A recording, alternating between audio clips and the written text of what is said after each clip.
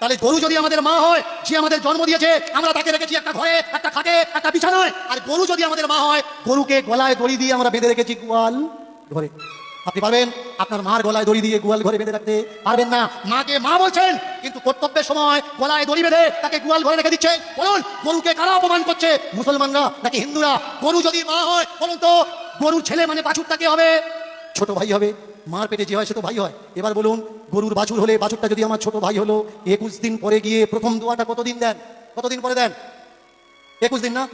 তাহলে আপনার মা যদি আপনার ছোট ভাইকে জন্ম দিত, 21 দিন পরে আপনার ছোট ভাইয়ের গলায় দড়ি দিয়ে পাশে বেঁধে রেখে আপনার মায়ের জননীর গর্ভধারিণীর দুধ দুয়ে বিক্রি করতে পারতেন? আমাকে বলবেন না যে আমি হিন্দু ধর্মের অপমান করছি।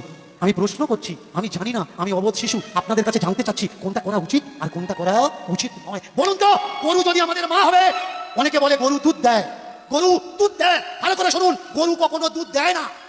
বাছুরকে বেঁধে, গরুকে বেঁধে আমরা দুধ বের করে নিই।